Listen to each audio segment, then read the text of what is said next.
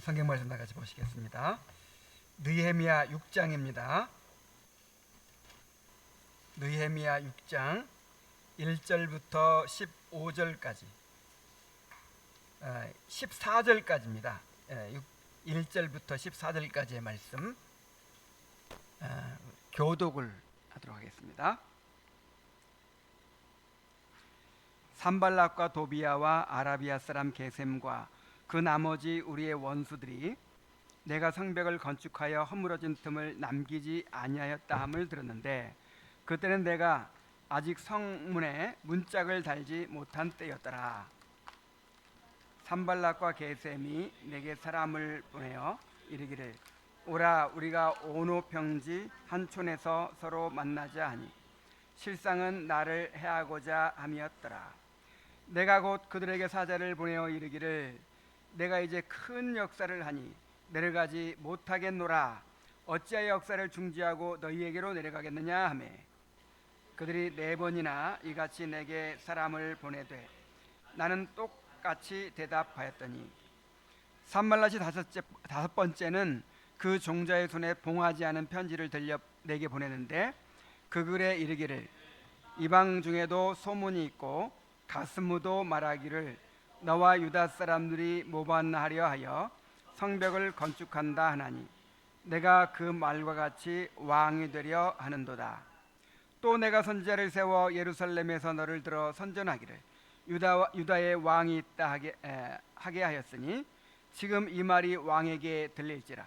그런즉 너는 이제 오라 함께 의논하자 하였기로 내가 사람을 보내어 그에게 이르기를 내가 말한 바 이런 일은 없는 일이요 내 마음에서 지어낸 것이라 하였나니 이는 그들이 다 우리를 두렵게 하고자 하여 말하기를 그들의 손이 피곤하여 역사를 중지하고 이루지 못하리라 함이라.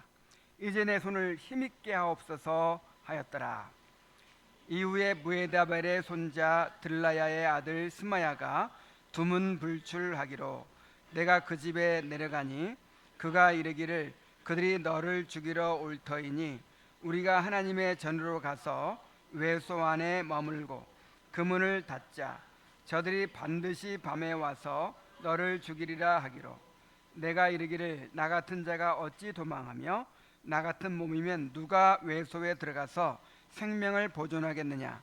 나는 들어가지 않겠노라 하고 깨달은즉 그는 하나님께서 보내신 바가 아니라 도비야와 산발랏에게 뇌물을 받고 내게 이런 예언을 함이라. 그들이 뇌물을 준 까닭은 나를 두렵게 하고 이렇게 함으로 범죄하게 하고 악한 말을 지어 나를 비방하려 함이었느니라.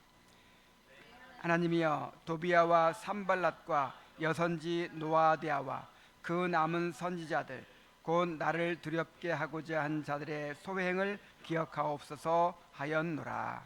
아멘.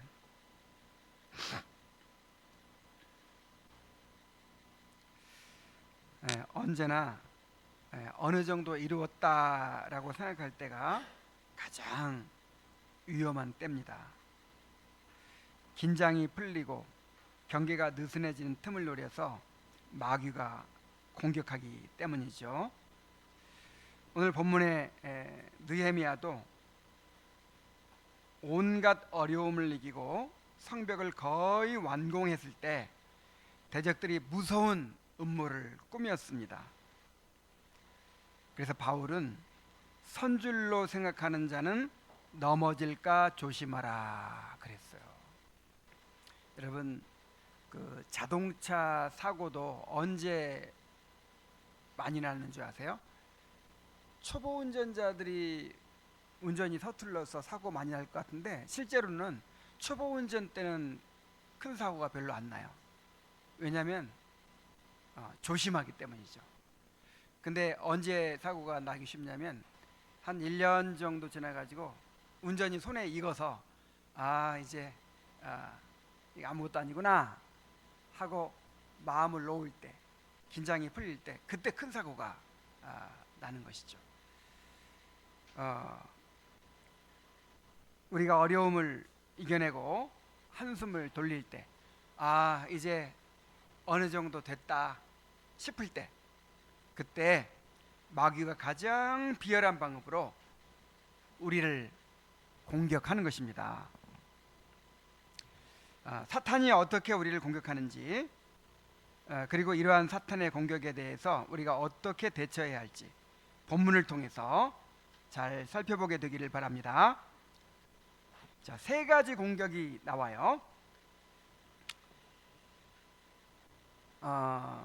첫 번째는 타협을 통해서 이 목표를 놓치게 하는 것이죠. 자, 대적들이 느헤미야에게 평화 회담을 제의했습니다. 1절에 보니까 산발락과 도비야와 아라비아 사람 게셈과 그 나머지 우리 원수들이 사방에 둘러싸고 있는 이 대적들이 이제 느헤미야에게 회담을 제의하는 거예요. 사람을 보내어서 우리가 오노평지 한 촌에서 서로 만나자, 이렇게 제의를 했어요. 오노평지는 예루살렘에서 북서쪽으로 32km 정도 떨어진 숲이 우거진 아름다운 평원이었습니다. 왜 오라고 했을까요? 우리가 계속 이렇게 서로 적대를 하고 그렇게 살아야 되겠느냐, 이제 우리가 서로 사이좋게 지내자, 우리가 서로 만나서 회담을 하자, 이렇게 제의하는 것인데, 여기는 두 가지 목적이 있는 거예요.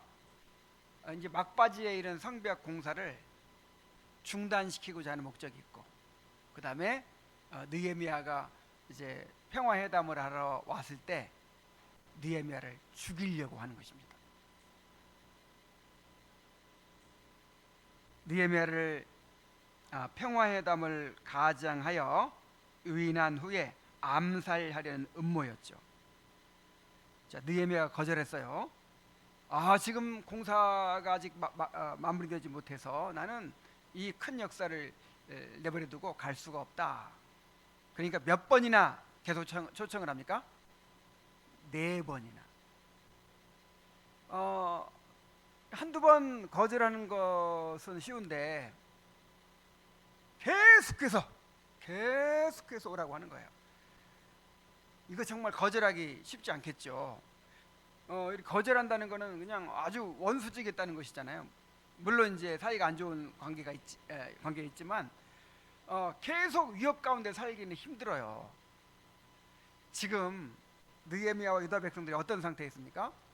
예루살렘에 다 모여가지고 그냥 거기서 집단으로 모여서 집에도 안 가고 함께 자고, 그 다음에 무장을 하고 옷도 못 벗고 그렇게 초긴장 상태로 계속 지금 거의 2달이 다 되도록 그렇게 공사를 진행하고 있어요. 얼마나 지치고 피곤해졌겠어요. 아이고, 이제 좀 여유를 좀 누리고 싶다. 아이고, 이제 좀 한숨 돌리고 싶다. 이런 마음이 얼마나 강하게 있었겠어요. 근데 마침 이 대적들이 사이좋게 지내자, 이제 평화회담을 하자, 이제 우리 만나자, 이렇게 제의를 한 거예요. 막 잔뜩 긴장하고 막 무장을 하고 밤에도 막 갑옷을 못 벗고 막 이러고 계속 살아야 되겠습니까? 그래서 그들의 초청에 응할 수 있죠. 응하기가 너무 쉽죠. 그리고 계속해서 4번이나 초청을 하는데 이 거절하는 일이 쉽지 않겠죠. 마음이 흔들렸을 거예요. 주위 사람들이 우리 가서 이제 평화 회담을 맺읍시다. 이제 우리가 더 이상 이런 긴장 상태로 살기 어렵습니다. 막 그렇게 또 제의하는 사람들도 많이 있었을 거예요. 그러나 느헤미야는 단호하게 거절했습니다. 사탄은 이렇게 우리를 유혹합니다. 우리가 어느 정도 진전을 이루었다 싶을 때 우리의 귀에 속삭이는 거예요. 이제 그만하면 됐어. 이제 적당히 좀 해도 돼. 이제는 삶을 즐겨야지. 이제는 다른 사람들과도 좀 잘 지내야지. 여기도 들여다보고 저기도 들여다보고 좀 해야지. 자, 이렇게 타협하게 함으로써 초점을 잃고 목표에서 벗어나게 하는 것입니다. 그리하여 결국 우리를 넘어뜨리고 사명을 잃게 하는 것이죠. 자, 이럴 때 어떻게 해야 되겠습니까? 느헤미야는 대적들의 음모를 잘 분별하고 대처했습니다. 내가 이제 큰 역사를 떠나서 정지하게 하고 너희에게로 내려가겠느냐 하고 거절합니다. 내가 이 성을 완공할 때까지는 멈출 수가 있다 없다? 없다는 것이죠. 4번 초청하는데도 4번을 다 거절합니다. 모두가 함께 예루살렘 성에 생활하면서 초긴장 상태로 지내는 것이 질만도 했어요. 그러나 느헤미야는 성벽이 완공되기까지 잠시도 긴장을 늦추지 않았습니다. 자, 우리도 이렇게 사탄의 유혹을 이겨내야 합니다. 자, 이만하면 됐다 하고 속삭이는 마귀의 타협안을 물리쳐야 돼요. 최후 승리를 얻을 때까지는 싸움을 멈추지 말아야 합니다. 끝까지 우리의 손이 약해지지 않게 해야 돼요. 자, 그 최후 승리를 얻을 때까지가 언제예요? 자, 우리 교회가 나중에 이 건물을 다 지으면 예배당을 지으면 그때가 이제 마음을 놓을 때인가요? 아니면 우리 자녀들이 다 크면 마음을 놓을 때인가요? 언제까지 우리가 계속 싸워야 됩니까? 주님 오실 때까지. 주님 오실 때까지 영적 싸움은 그치지 않아요. 나이가 늙어서 이제 할머니 할아버지 되면 그때는 이제는 이제 내려놓고 마음대로 살아야겠다 그래야 됩니까? 아니요. 그때 이제 막바지 마지막 싸움에서 져버리면 어떻게 해요? 그때도 정말 깨워서 마귀를 대적하게 되는 거예요. 자, 이 본을 잘 보여준 분이 바울 사도죠. 고린도전서 9장 26절 27절 보면, 자, 이때가 바울이 몇 살 때였을까요? 바울의 말년입니다. 바울의 말년에. 그러므로 내가 다름질하기를 향방 없는 것 같이 아니하고 싸우기를 허공을 치는 것 같이 아니하여 내가 내 몸을 쳐 복종하게 함은 내가 남에게 전파한 후에 자기가 도리어 버림이 될까 두려워함이로다 그랬어요. 야, 이제 교회 세울 만큼 다 세워놨어요.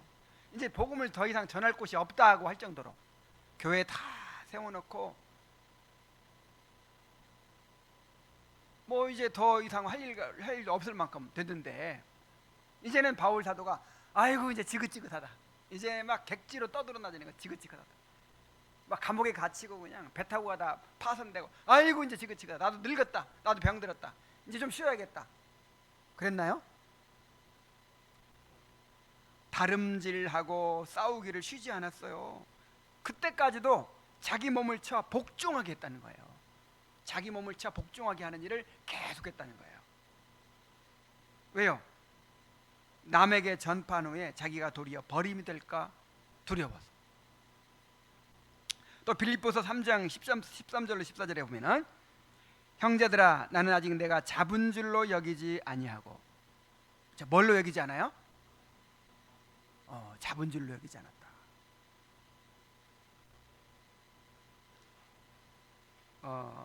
내가 이 정도 이제 어느 정도 목표를 이뤘다. 내가 사역에 있어서도 목표를 어느 정도 이뤘고, 그 다음에 내가 이 경건에 있어서 성화에 있어서도 이제 이렇게 살아왔으면 뭐 이 정도면 됐지.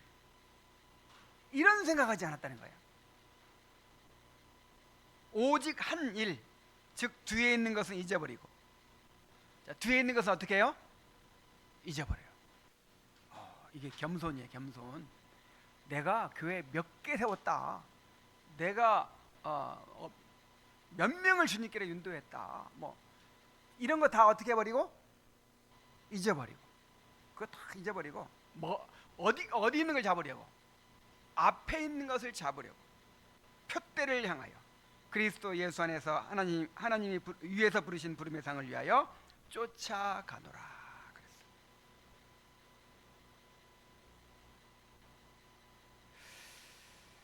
그랬어요. 요즘에 제가 좀 어떤 책을 좀 읽고 있는데 그 아이들이 아니라 어쨌든 이 교육학에 관한 책을 읽고 있는데 그분이 교회를 다니는 사람인지 안 다니는 사람인지 모르겠어요. 어떤 얘기를 하냐면 사람은 계속 변화되는 존재라고 하면서 자기가 젊었을 때 이제 목사님을 만나는데 그렇게 겸손하고 정말 헌신적이고 그렇게 하던 분이었는데 한 10년 후에 20년 후에 만나면 완전히 다르대요. 교회가 커지고 또 막 큰 직함 같은 걸 갖고 막 이제 그렇게 되고 나면 완전히 달라진다는 거예요. 그러니까 뭐 교회 다니는 사람인지 안 다니는 사람인지 모르겠는데 어쨌든 이 대학 교수가 그 목사에 대해서 그런 얘기를 하는 거예요. 그냥 뜨끔하더라고요. 그러니까 내가 지난 몇십 년 동안 내가 이렇게 주님을 섬겼다. 내가 이렇게 헌신했다. 내가 이렇게 교회를 이루어놨다. 이런 게 있는 거예요. 그래가지고 그 겸손함이 없어지고 그런 말을 이 사회인으로부터 듣는 거예요. 그래서 정말 정신이 번쩍 들었어요. 야, 내가 이제 늙어서도 지금도 늙었지만 70이 되고 80이 돼도 내가 바울처럼 이렇게 정말 계속해서 다름질하는 삶, 싸우는 삶, 그 다음에 표대를 향하여 달려가는 삶, 이런 삶을 살아야 될 텐데 그런 생각을 했어요. 이것은 목사에게만 해당되는 말이 아니죠. 여러분 모두에게 해당되는 말입니다. 마귀는 이제 됐다. 이제 이 나이 먹고 또 뭘 또 배우라는 말이냐? 이제 됐다. 이제 좀 쉬어라. 이제 뭐 이 세상을 즐기며 살아라. 자꾸만 우리에게 그런 타협하도록 그렇게 우리를 유혹합니다. 그럴 때 느헤미야처럼 이 바울 사도처럼 단호하게 마귀를 물리칠 수 있기를 바랍니다. 자, 이렇게 대적들의 타협을 통해서 목표를 놓치게 하려고 했어요. 그 다음에 또 무서운 이제 공격이 있는데 그게 뭐냐면 중상모략으로 무너뜨리려고 하는 거예요.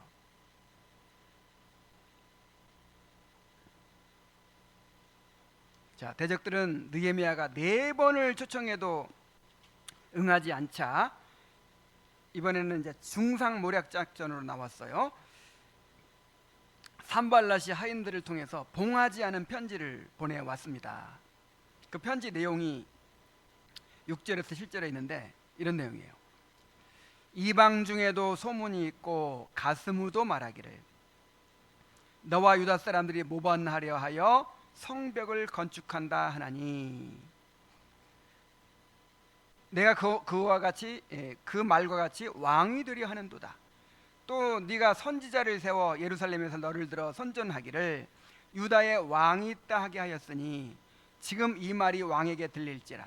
그러즉 너는 이제 오라 함께 의논하자. 이야, 정말 소름 끼치게 무서운 말이죠.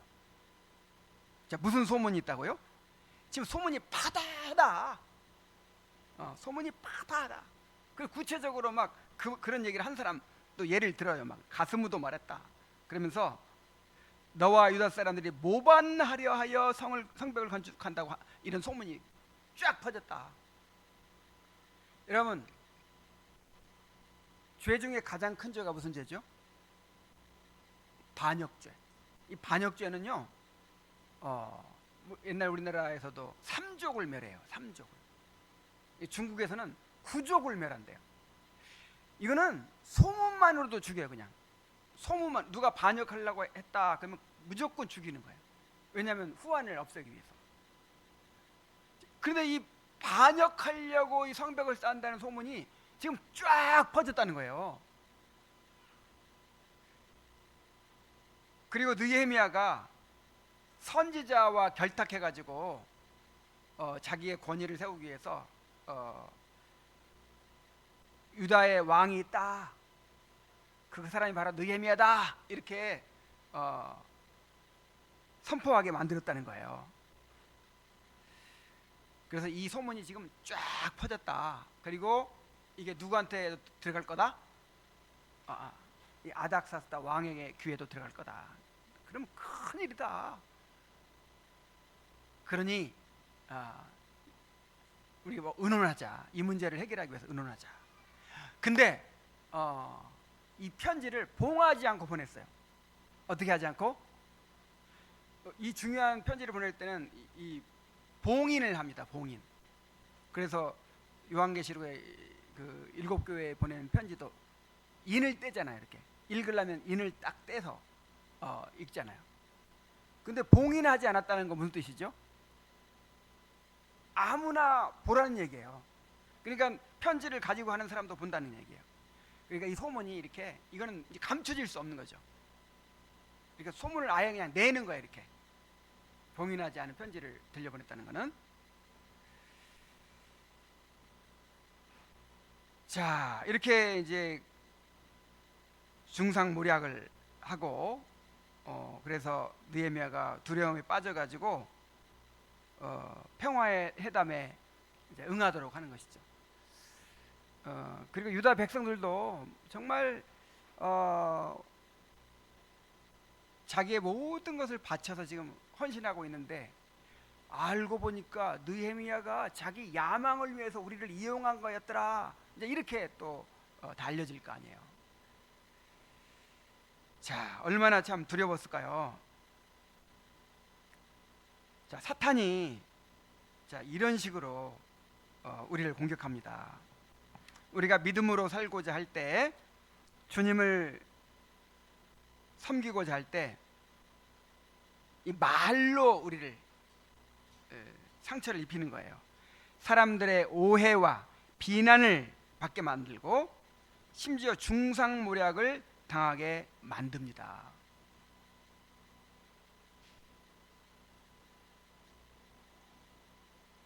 여러분, 이것은 우리가 항상 각오하고 있어야 되는 거예요. 자, 예수님이나 바울이나 아니면 종교개혁 시대의 칼빈이나 조나단 에드워즈나 정말 하나님을 신실하게 말씀을 따라 섬기려고 하는 사람들은 하나같이 다 그렇게 중상모략을 당했어요. 자, 예수님이 어떤 비난을 받았죠? 예수님이 뭐 나쁜 일 했나요? 예수님이 선한 일밖에 안 하셨죠. 근데 그 예수님에 대해 사람들이 뭐라고 그랬어요? 귀신 들렸다. 예수님을 귀신 들렸다고 그랬어요. 그래, 미쳤다. 미쳤다고 그랬어요. 그리고 신성모독죄를 범했다. 신성모독자다. 이 신성모독은 이 사형에 해당하는 죄거든요. 그러니까 온갖 무서운 중상모략을 하는 거예요. 자, 바울은 어떤 말을 들었죠? 정말 바울은 온갖 음해를 다 당했죠. 바울은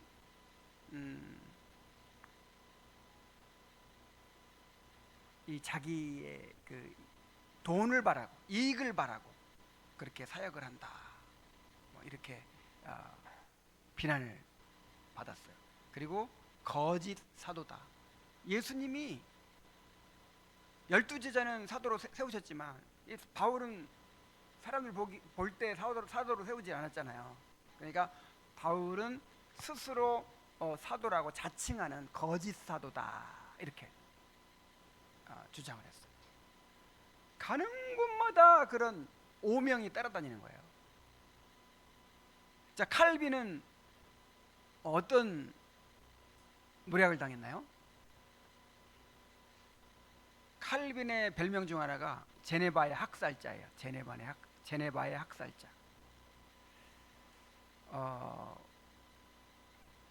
그 옛날에는 그 재정일치의 사회에서는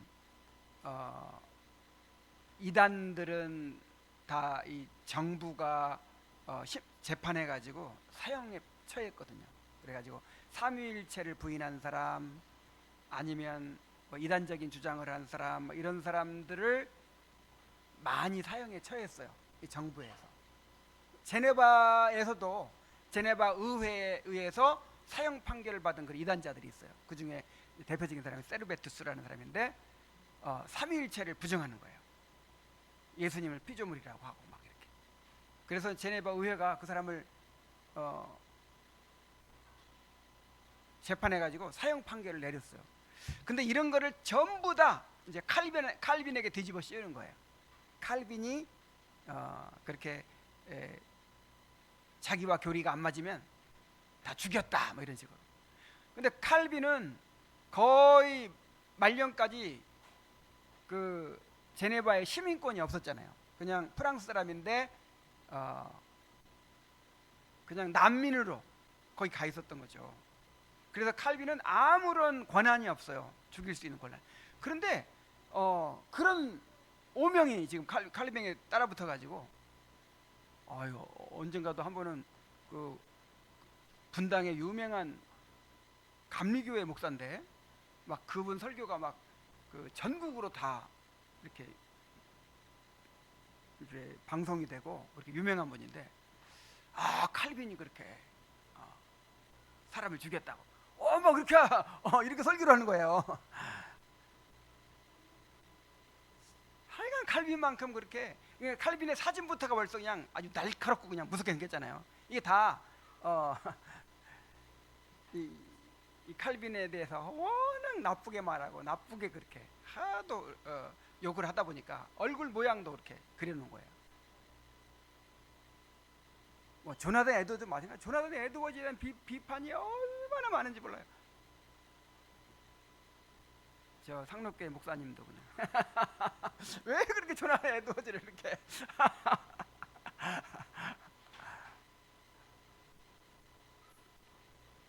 어쨌든 정말 하나님을 바르게 섬기기 위해서는 그런 오해와 비난, 중상모략 이걸 각오해야 되는 것입니다. 그래서 마태복음 5장 11절에서 예수님께서 이렇게 말씀하셨어요. 나로 말미암아 너희를 욕하고 박해하고 거짓으로 너희를 거슬러 모든 악한 말을 할 때에는 너희에게 뭐가 있다? 복이 있다. 행복한 거다. 이거는 행복한 거다.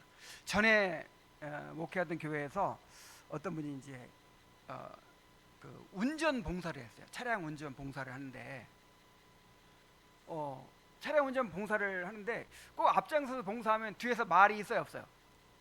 있죠. 뭐 잘하느니 못하느니 뭐 근데 나는 죽겠다고 이렇게 봉사를 하는데 뒤에서 자꾸 막 그 불평하는 소리, 막 비판하는 소리가 막 들리는 거예요. 이분이 상처를 받았어. 내가 다시는 교회 일 안 한다. 그리고 평생 그 결심을 지키더라고요. 그분은 그냥 평생 교회 일 안 하기로 결심하고 안 해요. 자, 근데 예수님 뭐라고 하셨어요? 나로 말미암아 너희를 욕하고 박해하고 거짓으로 너희를 거슬러 모든 악한 말을 할 때는 뭐가 있다? 복이 있다 그랬어요. 여러분 이런 어리석은 사람 되지 않기를 바랍니다. 만약에 나한테 어떤 잘못이 있어가지고 그런 나쁜 말을 들으면 회개하고 고치면 되죠. 그러나 아무 잘못도 없어. 아무 잘못도 없고 나는 정말 선의를 그렇게 섬기려고 하는 것인데 오해를 받고 나를 욕하고 또 뭐 악한 말을 하고 막 거짓은 말로 심지어 거짓말로 막 중성모략을 하고 막 그러면 어떻게 해야 된다고요? 막 분이 나서 길길이 날뛰고 막 삼자 되면 해! 막 하고 그래야 돼요? 아니면 즐거워해야 돼요? 아니, 그게 우리의 복이라니까. 하늘에서 너희 상이 큼이라. 아직 그런 말을 많이 못 듣는 사람은 지금 상이 좀 너무 적을지 몰라. 근데 만약에 그런 말 들으면 이야 드디어 내가 하늘의 상급을 쌓는구나 하면서 골방에 들어가서 막 기뻐하시기 바랍니다. 그래서 마가복음에는 뭐라냐면 기뻐 뛰놀라 그랬어요. 어떻게 알아? 뛰는 말씀 그대로 막 춤추고 뛰노르세요 막. 정말 행복한 일이라니까요. 그래서 이런 말을 안 들을 수가 없어요. 어떻게 사람이 다 내 마음 같을 수가 있어요? 그리고 사람이 이렇게 마음이 다 굽어져 있죠. 이렇게 마음이 다 굽어져 있기 때문에 선한 일을 선하게만 보질 않아요. 그냥 자기 생각으로 이렇게 막 다 부정적으로 보고 함부로 비판하고 그런 일들이 너무 많아요. 그래서 그런 것들이 있을 때 그냥 상처받고 그냥 내가 이제 막 이걸 하나 봐라 그러고 그냥 막 같이 가서 막 따지고 그냥 뭐 나를 변호하려고 하고 막 싸우고. 자, 이럴 필요 있어요 없어요? 없어요. 그럴 필요 없어요. 물론 이게 공동체를 위해서 뭔가 바로잡아야 될 일 같으면 뭐 그럴 필요도 있겠죠. 그러나 막 굳이 그거를 바로잡으려고 하고 막 변명을 하고 그걸 가지고 막 따지고 막 이렇게 가지고 절대로 유익이 없어요.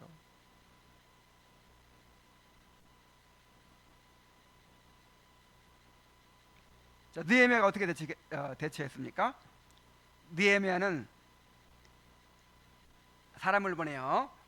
네가 말한 바 이런 일은 없는 일이요 내 마음에 지어낸 것이니라 하고 일축해버려요. 어떻게 해버려요? 일축. 그냥 뭐 더 이상 따지지도 않아요. 막 분하다고 막 밤새 잠 못 자고 이러지 않아요. 그리고 기도합니다. 하나님 앞에 이제 내 손을 힘있게 하옵소서. 그 문제를 가지고 하나님 앞에 나아가는 거예요. 그러면서 묵묵히 하던 일을 지속했습니다. 자, 우리도 이렇게 대처해야 됩니다. 사람들의 말에 상처를 입고 하던 일을 중단하고 맞서 싸우려고 하고 시시비비를 가리어서 자신의 옳음을 증명하려고 할 때 마귀의 계략에 빠지는 것입니다. 느헤미야처럼 그냥 무시해버리고 마는 거예요. 하나님께 기도하고 하나님께 맡기고 의뢰해야 됩니다. 조금도 위축되지 말고 우리의 할 일을 지속해야 합니다.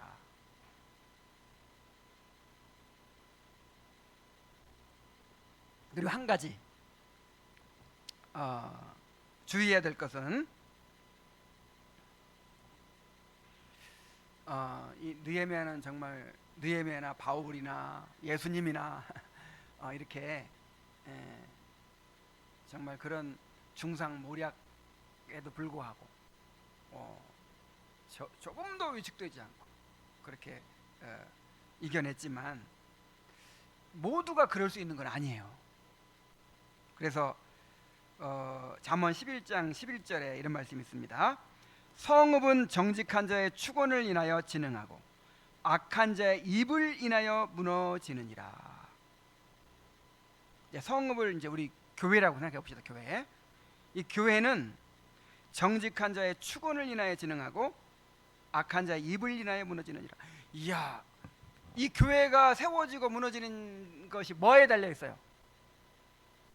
말에 달려 있다. 말에. 진짜 말에 달려 있어.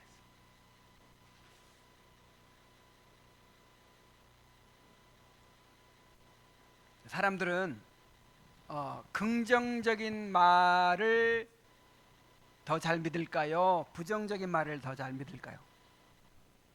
부정적인 말을 더 잘 믿어요. 그리고 이게 확산 속도가 3배가 더 빠르대요. 긍정적이고 좋은 이야기는 퍼뜨리려고 하잖아.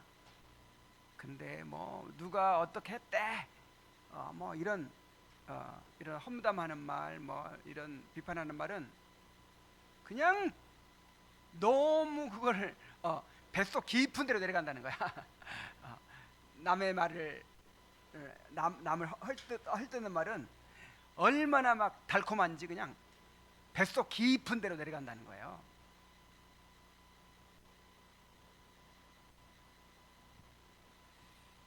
그래서 특히 이제 지도자에 대한, 왜냐하면 그런 말을 제일 많이 듣는 사람이 누구예요? 지도자. 왜냐하면 앞장서서 항상 사람들에게 주시 대상이 되니까 그런 오해와 그런 비난과 심지어 거짓말로 뭐 지어내서, 물론 자기는 진짜라고 하지만 사람이 다 객관적인 존재가 아니기 때문에 거짓말로 그냥 지어내서 막 이렇게 얘기하고, 이런 걸 가장 많이 당할 수 있는 사람이 지도자예요. 지도자. 마귀가 이런 말로 지도자를 쓰러뜨리는 거예요. 말로. 그래서 바울 사도가 말하기를 장로에 대한 송사는 두세 사람의 증인이 없으면 받지를 말아라 그랬어요. 물론 이건 공적 송사를 말하는 것이지만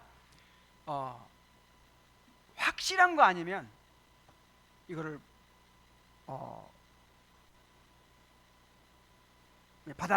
받아들이지 말라는 거예요.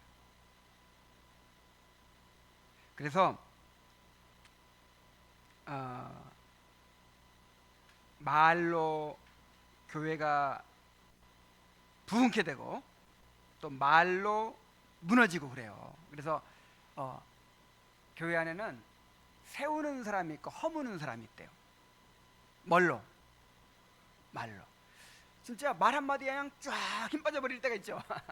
말 한마디에 그냥, 말 한마디에, 이야, 목사도 그래. 목사도 그냥 말 한마디에 그냥, 이야, 내가 더 기도 많이 해야지, 내가 더 말씀을 잘 준비해서 전해야지, 막 이런 동기가 막 생기게 하는 힘이 생기게 하는 말이 있는가 하면, 아이고 그냥 의욕이 떨어져 버리게 하는 사람들도 있어. 말이 얼마나 중요한지 몰라요. 말 한마디가 말로 부흥케 되기도 하고 말로 무너지기도 합니다. 그래서 세우는 사람이 있고 허무는 사람이 있어요. 여러분들을 다 세우는 사람이 되시기 바랍니다. 자, 그리고 이제 세 번째로 세 번째 대적들의 전략이 뭐였냐면 두려움을 주어서 죄에 빠지게 하는 것이었어요.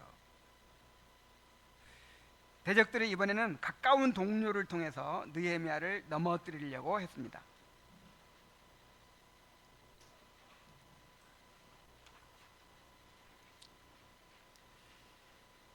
자, 스마야라는 제사장이 있었어요. 제사장은 이제 이 지도자 그룹에 있는 것이죠. 느헤미야가 행정적인 지도자라면 스마야는 이 성전을 관리하는 이제 지도자죠. 그다음에 또 선지자 역할을 하는 지도자도 있는 거예요. 뭐 여선지 노아다라는 사람이 나오죠. 또 남은 선지자들 이런 말이 나오죠. 그래서 이제 이 지도자들이 항상 모여가지고 함께 의논하고 그렇게 이끌어가고 있는 거예요. 그런데 어느 날부터인가 스마야가 안 보여. 스마야가 계속 안 나오는 거예요. 그래가지고 걱정되잖아요. 아, 이게 무슨 일 있나 보다. 그래서 스마야의 집을 찾아갔어요. 찾아갔더니 스마야가 막 그냥 걱정스런 얼굴로 막 느헤미야를 맞아들이더니 이런 말을 하는 거예요. 10절에 보니까 그들이 너를 죽이러 올 터이니 우리가 하나님의 전으로 가서 외소 안에 머물고 그 문을 닫자. 저들이 반드시 밤에 와서 너를 죽이리라. 확실한 정보를 가지고 있는 거예요. 이 사람이. 어떤 정보? 이 대적들이 자객을 보내가지고, 그것도 밤에, 밤에 아무도 모르는 사이에 자객을 보내가지고 느헤미야를 반드시 죽인대. 반드시. 얼마나 무서워요. 그러면서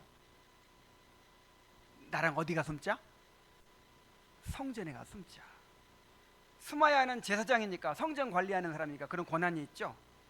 그래서 이 느헤미야를 이 성전의 한 방을 이렇게 내줘가지고 거기다 숨겨주겠다는 거예요. 빨리 가서 같이 숨자는 거예요.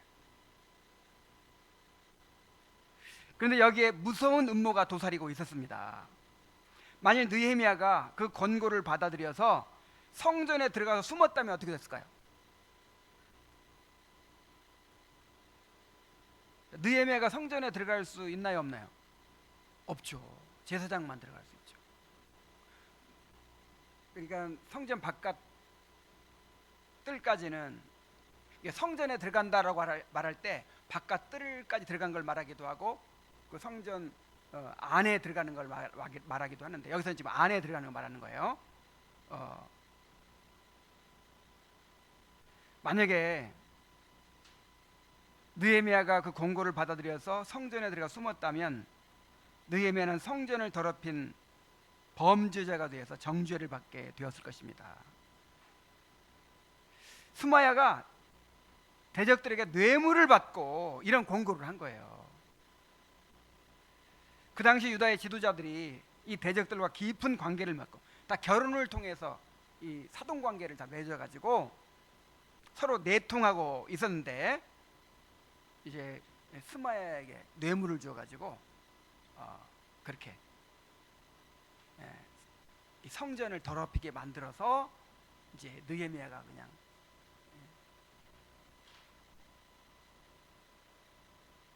지도자로서 넘어지게 만들려고 하는 것이죠. 참 무서운 음모죠. 마귀는 우리에게도 이렇게 공격을 합니다. 가장 어려운 시험은 가까운 관계를 통해서 와요. 어떤 관계를 통해서? 이 마귀가 가장 가까운, 정말 거절하기 어려운 그런 관계를 통해서 우리를 넘어뜨립니다. 예수님께서 내가 이제 예루살렘에 올라가면 십자가를 질 것이다 이렇게 말했을 때 누가 그 길을 막으려고 했죠? 베드로가 예수님을 붙들고 막 책망을 했죠. 예수님 그래서는 안 됩니다. 이 일이 절대로 예수님께 일어날 수가 없을 것입니다. 내가 내버리지 않겠습니다. 그렇게 하면 안 됩니다. 그때 예수님께서 뭐라고 하셨어요? 사탄아 물러가라. 사탄아 내 뒤로 물러가라. 그러니까 지금 사탄이 누구를 통해서? 예수님의 수제자인 베드로를 통해서 그렇게 인정에 끌리게 만들고 그냥 마음 약하게 만들고 그렇게 하고 있는 거예요. 아이고, 나 생각해 주는 거는 너밖에 없구나. 같이 울고 그냥 막 마음 약해지고 그랬으면 어떻게 할 뻔했어요.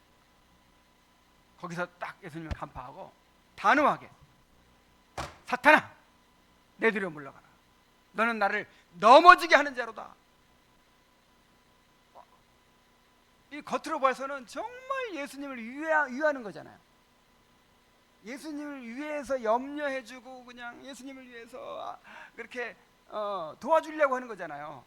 자, 스마야가 느헤미야를 지금 위해서 그러는 거잖아요. 가만히 있으면 당신 죽습니다. 나 당신 죽는 걸 볼 수가 없어요. 그냥 내가 힘들지만, 내가 수고스럽지만 당신을 위해서 내가 이렇게 방을 마련하고 성전 안에 방을 마련하고 당신을 내가 보호해주고 싶습니다. 이렇게 선을 베푸는 거잖아요. 근데 그 속에 마귀의 무서운 음모가 있었단 말이에요. 그래서 정말 가까운 사람들을 통해서 우리를 타협하게 만들고 죄에 빠지게 한다는 것을 기억하시기 바랍니다. 그리고 우리를 두렵게 해서 죄에 빠지게 한다는 사실을 기억하시기 바랍니다. 어떻게 해서? 두렵게 해서. 우리가 두려움을 줘. 이 두려움에 사로잡히면 분별력을 잃어요. 그래서 그냥 인간적인 수단으로 내 살 길을 찾으려고 하게 돼요. 지난번에 두려움에 빠지는 것이 죄라고 그랬죠. 그래서 자, 느헤미야가 어떻게 대처했습니까? 느헤미야는 그 상황에서 율법을 분별했어요. 자, 지금 나한테 권하는 사람이 누구예요? 제사장이잖아요. 제사장. 성전 관리 책임자인 제사장이잖아요. 그러니까 뭐 말할 것도 없지. 제사장이 이렇게 하라고 하는데 하면서 그냥 무조건 따라갔다가는 큰일 날 뻔했잖아요. 제사장이 그런 말을 했어도 느헤미야는 율법을 통해서 하나님 뜻을 분별하는 거예요. 나 같은 자가 어찌 도망하며 나 같은 몸이면 누가 외소에 들어가서 생명을 보존하겠느냐. 나는 들어가지 않겠노라. 이 말은 나는 지금 총독으로서 성벽 공사를 지휘하고 있는데 대적들이 위협한다고 해서 어찌 이 일을 중지하고 도망칠 수 있겠소. 더군다나 나는 제사장도 아닌데 생명을 보존하겠다고 율법을 어기고 성전에 들어가는 것이요, 나는 그렇게 할 수 없어 하고 말한 것입니다. 그는 하나님께 또 기도했습니다. 14절에 내 하나님이여, 도비야와 산발랏과 여선지 노아디아와 그 남은 선지자들 곧 나를 두렵게 하고자 한 자들의 소행을 기억하옵소서. 그러니까 스마야만 그런 게 아니었네요. 그죠? 스마야 한 사람만 그렇게 하는 것이 아니라 선지자들도 여선지 노아디아를 비롯한 선지자들도 다 합세해 가지고 그렇게 해야만 된다고 막 그렇게 느헤미야를 몰아갔던 거예요. 자, 우리도 이렇게 마귀의 공격을 대처해야 됩니다. 사람들의 말보다 하나님의 뜻을 분별해야 돼요. 아무리 권위 있고 아무리 나를 위하는 사람이고 내 편인 사람이 그렇게 얘기를 해줘도 나와 가까운 사람이 그렇게 얘기를 해줘도 인정에 끌리는 게 아니라, 그 사람을 바라보는 게 아니라 무엇을 기준으로 분별해야 돼요? 하나님의 말씀으로 분별을 해야 됩니다. 당장의 유불리를 따지기보다 하나님의 말씀에 따라서 행해야 돼요. 그리고 중요한 것은 우리도 느헤미야처럼 기도해야 됩니다.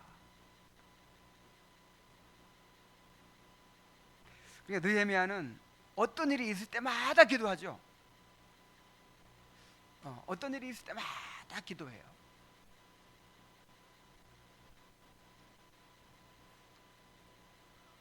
우리에게 두려움을 주어서 죄에 빠지게 하려고 하는 것이 마귀의 전략인데, 하나님의 말씀으로 분별해서 정말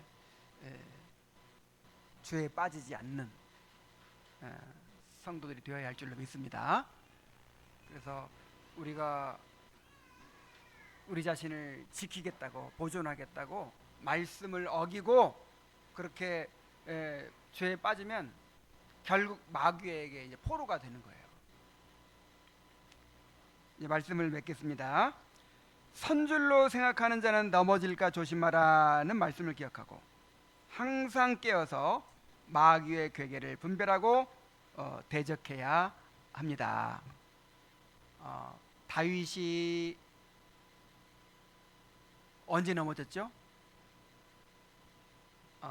이제 정복 전쟁도 거의 마무리하고 왕권도 견고해지고, 이제는 좀 마음을 좀 놓을만 하겠다. 이제는 자기가 직접 전쟁터에 안 나가고 그냥 자기 부하들만 보내도 될 그 정도 됐을 때, 그때 넘어졌잖아요. 밧세바하고 가늠하고. 요셉도 언제가 가장 위험한 시험이었나요?